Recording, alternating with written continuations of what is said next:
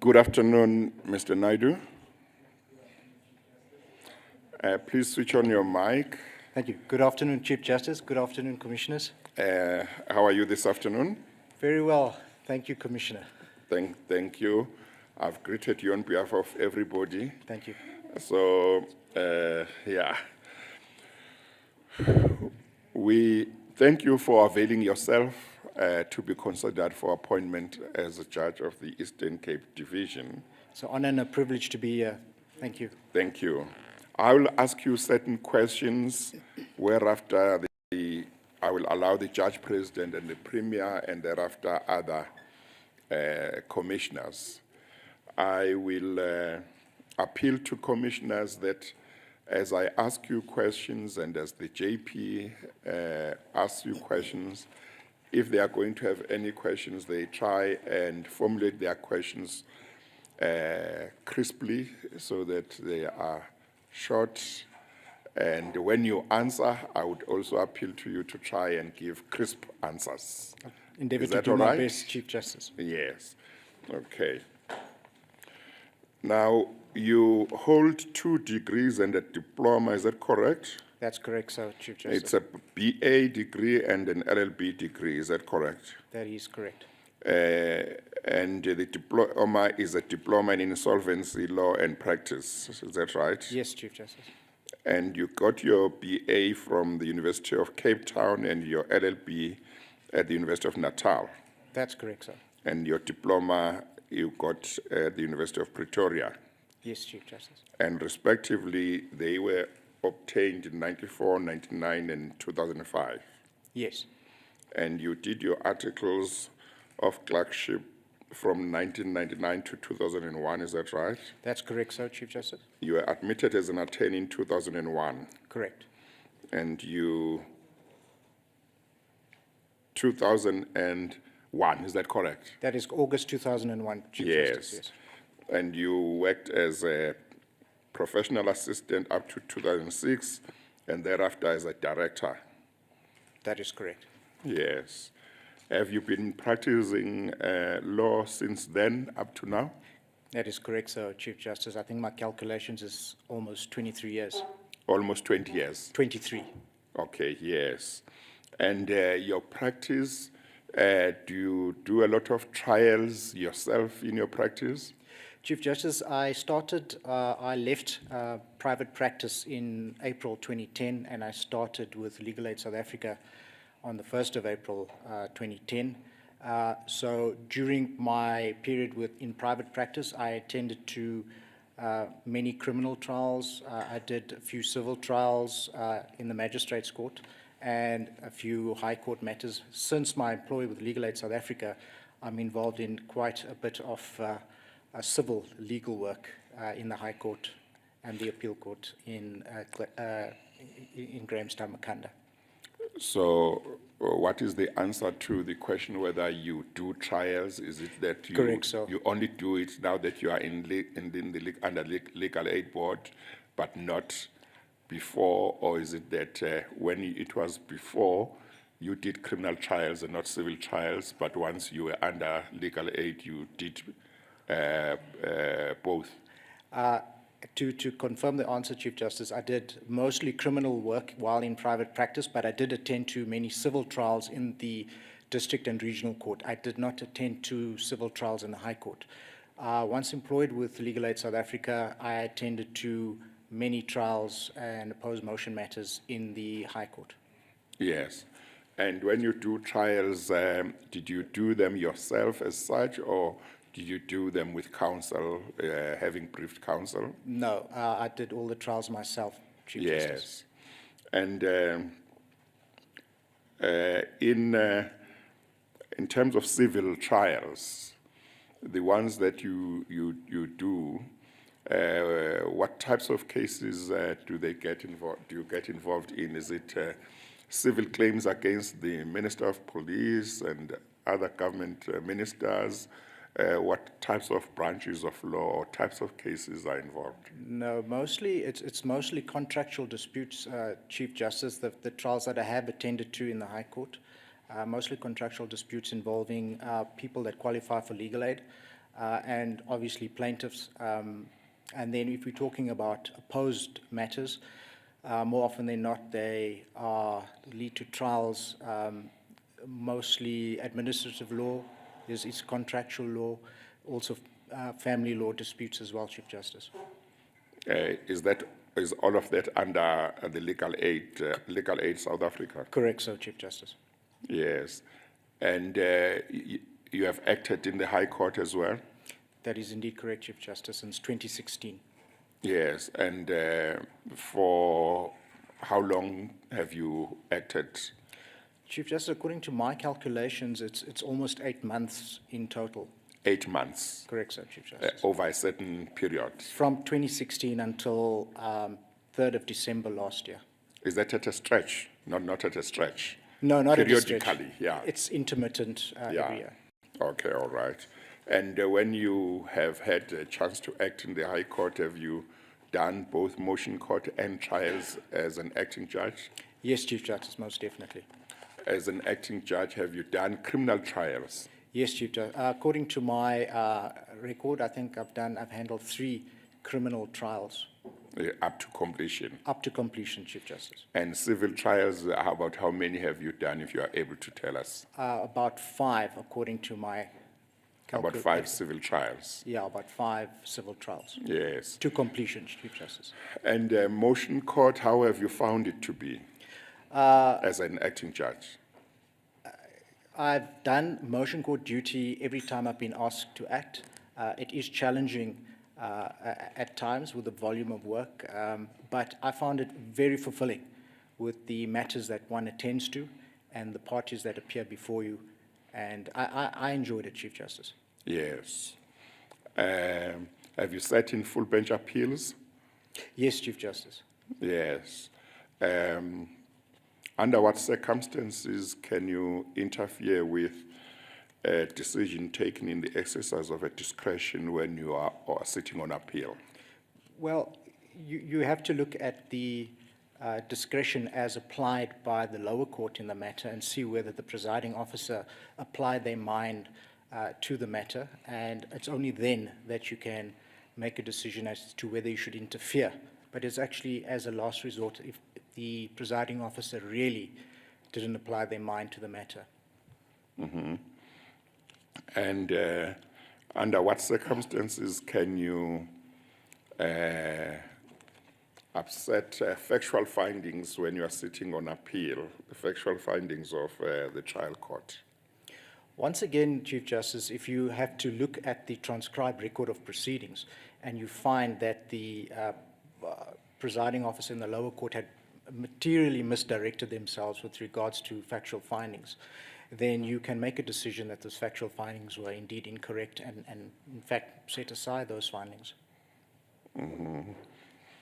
Now, in terms of the branches of law that have been covered by the types of cases you have done in the High Court when you, as an acting judge, what can you tell the commissioners?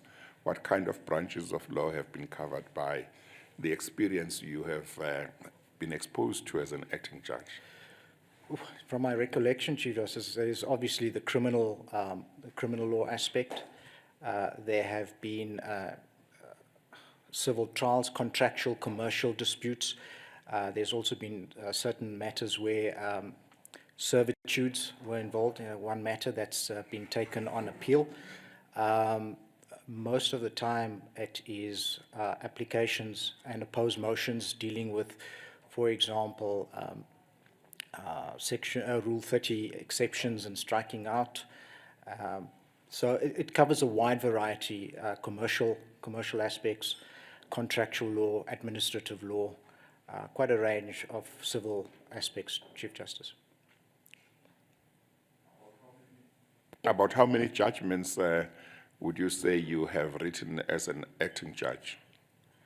Altogether, including criminal and civil? Everything. Close to 30, if close to 30? Close to 30.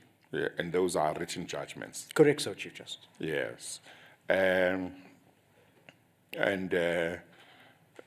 Some of them come from your motion matter and others motion matters and others from trials. Yes.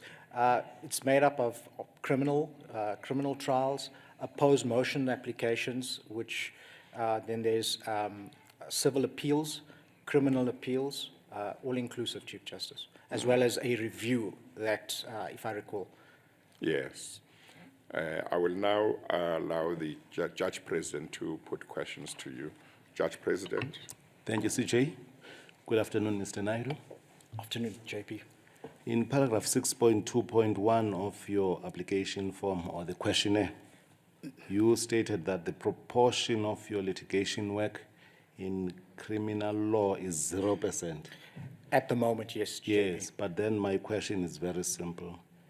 Have the acting stints given you sufficient exposure in criminal work?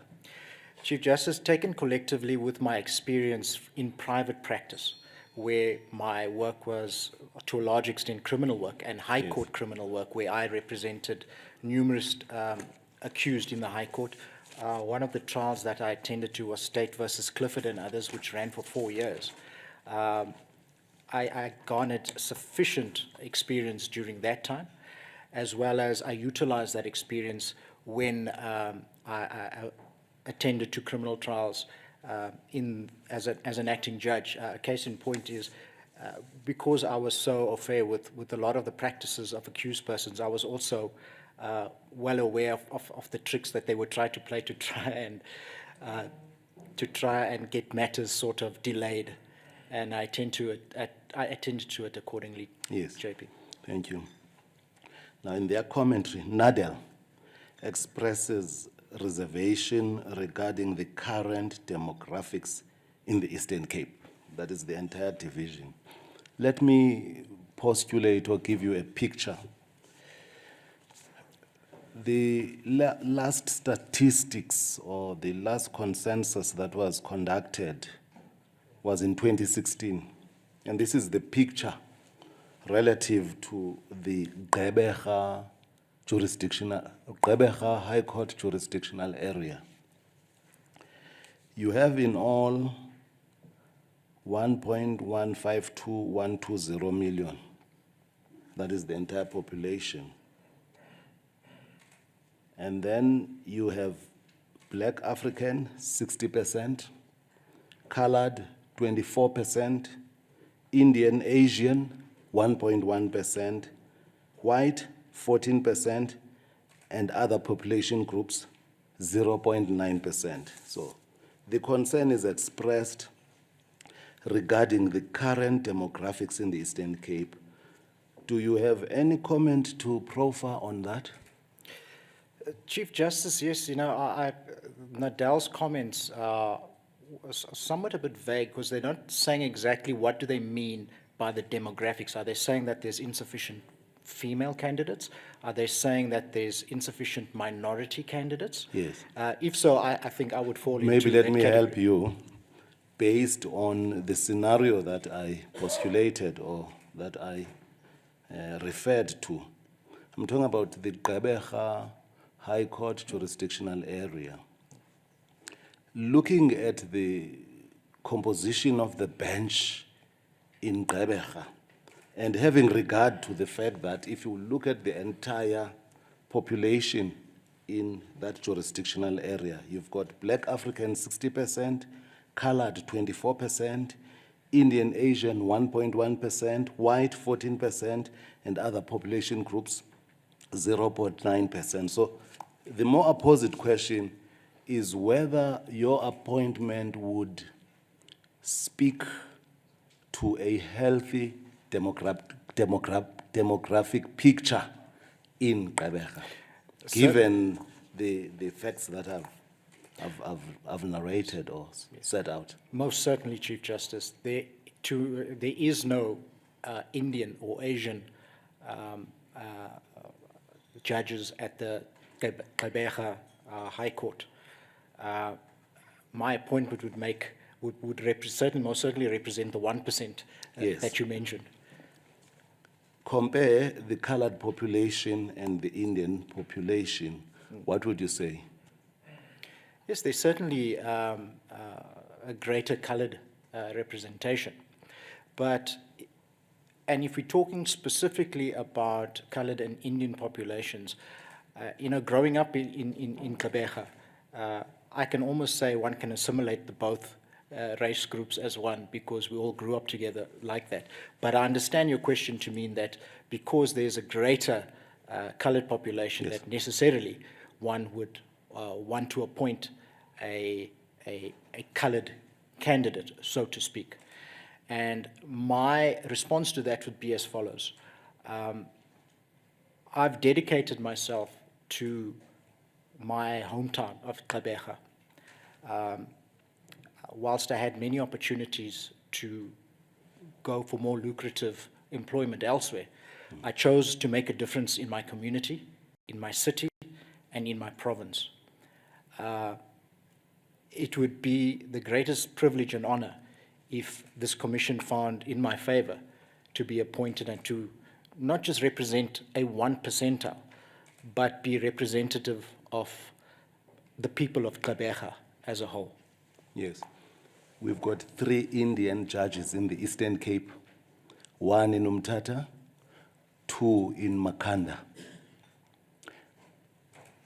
Would you say, given that demographic picture against the bigger picture, the appointment of an Indian judge would give rise to a healthy demographic picture?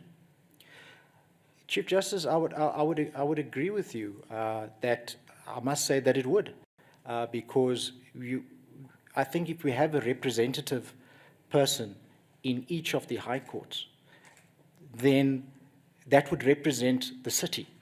I mean, I'm from Gqeberha, born and raised. The message that it'll be sending out to my city is that one of their own has been appointed, and I'd be representing their best interests. Yes. Thank you, CJ. Thank you very much, Premier. Thank you very much, CJ, and good afternoon, Mr. Naidu. I think I'm covered a lot. Just one question. What do you believe are the challenges facing transformation in the Eastern Cape courts, if any? Premier, where do I begin? I've attended, like I said, I grew up in Gqeberha in the East, and I've practiced in many of the courts in the Eastern Cape. There is still a great disparity between previously disadvantaged members of the legal fraternity, and it's slowly but surely getting right. But the biggest challenge is that there is insufficient representation. If one had regard to the letter from Nadal, which basically said that they acknowledged that I was a member of Nadal, but they were not sure as to why I left Nadal. And commissioners would have noted that I'm a huge proponent of social justice and equality. As much as I was honored to have been part of Nadal and what they stood for, and the purpose of furthering previously disadvantaged attorneys and advocates, I grew frustrated because one of the main issues that I was a proponent for was that I felt that the local municipality briefing patterns were very skewed. They had attended to only briefing mainly white firms, and very little, if no, briefing went to non-white firms. And year in, year out, I would stand on my soapbox and tell Nadal, we need to engage with the municipality. We need to sort out the skewed briefing patterns. This is not right. And this was way back in 2013.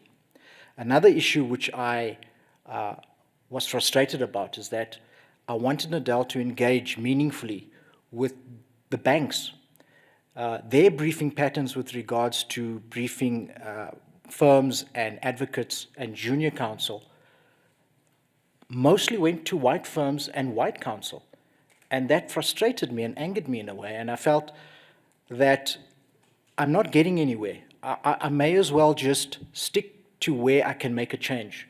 And that is mentoring the candidate attorneys at Legal Aid South Africa, and lecturing at the practical law school where I could have an influence on up-and-coming attorneys and advocates and make a meaningful change. So those are still the issues that are prevalent now, Premier. Thank you. Ngozi CJ, thank you. Thank you, Premier. Commissioner Nyambi. Afternoon, Mr. Naidu. Afternoon, Commissioner.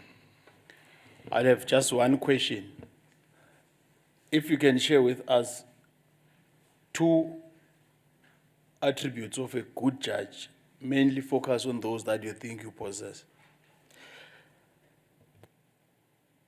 Passion for justice and time management. The reason I say time management is because the workload of a judge is time consuming. And if you don't manage your time adequately and properly, it will soon snowball. And once it snowballs, then you're not giving effect to the norms and standards, the 3 E's I like to call it: efficiency, effectiveness, and expedience. If you can manage that, then you're on a good footing to be a judge to handle most workloads. Thank you. Thank you, CJ. Thank you. I encourage the one-question approach, which is done voluntarily. Commissioner Singh. Thank you very much, Chief Justice. I'll make my question part A and part B. I know in law you'll have a number of parts. We politicians, Chief Justice. Good afternoon, Mr. Naidu. Good afternoon, Yeah. Commissioner. So the first question is, you involved in legal aid, and I see you do a lot of training and upskilling and teaching younger lawyers on court procedures, et cetera, et cetera. Now, have you given any thought that if you are appointed to the bench, how is that area? Isn't somebody going to be deprived of that kind of knowledge and passion that you've had to train them? I think, Commissioner, I have encouraged many of my colleagues who are attorneys to step up. And for instance, I was lecturing alternative dispute resolution up till last year. And this year I decided to give a colleague of mine, a female, an opportunity to lecture. So I think there are sufficient people that can take up the cudgels or the reins in the fight for social justice, Commissioner. So you'll leave a legacy. Well, I hope so. The second and last question relates to your view on public broadcast of trials. I read somewhere that there was a legal journalist, I think Mr. Beamish or somebody, that took exception to you not allowing the broadcasters in a particular very famous trial. What have your views changed, and what is your current view? Well, I think we need to put it into perspective first. I think I was a little disappointed with Mr. Beamish's comments. I was entrusted by the Deputy Judge President with a very high-profile criminal case, which garnered much, media views. And Mr. Beamish found it necessary to email my clerk at the time saying that he wanted intermittent access to filming basically whenever he wanted. Now, I'm a huge proponent that justice must not only be heard to be done, but must be seen to be done as well. But judges cannot engage with members of the public. According to SANEF, the South African National Editors Forum, which I hope Mr. Beamish is a member of, they have a guideline directive saying such matters must be done by way of application to the court.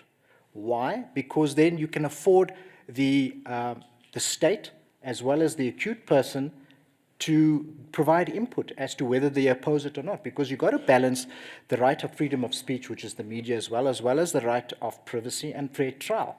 So Mr. Beamish was advised on numerous occasions by the state prosecutor, Mr. Beamish, you need to file a formal substantive application to court because we intend as the state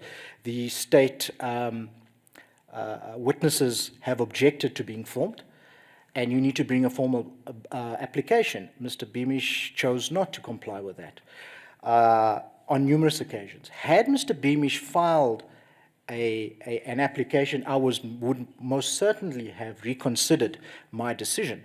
The decision that I made was balancing what I had from consultations with the state prosecutor, as well as with counsel for the defense, and from the deputy judge president himself. And I look back at the premier case, which was a forerunner to the Sione trial, which was the state versus Christopher Paniotto. And I looked at the order that that judge made, Justice Chetty made, and I drafted my order on the exact same basis that Justice Chetty did. And the order was that filming could take place at the beginning of the trial for reading out of the indictment, opening address by counsel, closing address by counsel, and then for judgment and sentence. I would most certainly have reconsidered that order had Mr. Beamish filed a substantive application, and which would have also allowed the state to file opposing papers. I would have considered everything in its entirety. Thank you, Chief Justice. And lastly, you do have an address, I suppose, because in your questionnaire, you haven't put an address. Normally, the applicants put an address on the questionnaire. Thank you. I apologize. I think it's in my curriculum vitae. Okay, all right. Thank you very much. Let me go to the commissioners who are attending virtually. Commissioners attending virtually, is there anyone who wishes to put questions to the candidate? No questions. Thank you, Chief Justice. Thank you very much, Commissioner Bradenbath. No question from my side, CJ. Thank you, Commissioner Shabangu Ndawe. No questions, Chief Justice. Thank you. Thank you. I take there is no question from anybody attending virtually. I think we have come to the end of this interview. Thank you very much, Mr. Naidu. I just give you 3 minutes to make certain points that you want to emphasize, if there are any, to the commissioners. But if you are satisfied that you have been able to say all the important things you wanted to say, that would be fine as well. I think I would regret not having an opportunity to say this, Chief Justice of the Commission. Yes. Our Constitution embraces the opportunity for social justice as well as equality. There is still now a huge disparity between the haves and the have-nots, and as long as there's this great disparity, there will not be equality, and there won't be freedom, and there won't be true justice. I endeavor to pursue social justice and equality for the rest of my life, and I hope that these are the qualities that I will bring to the bench if the commissioners so feel that I'm worthy of being appointed. And it would be the greatest honor and privilege of my life to serve the members of my community, my city, and my province in this capacity. Thank you, Chief Justice. Thank you very much, Mr. Naidu. Once again, we thank you for availing yourself. You are now excused. Thank you, Chief Justice. Thank you.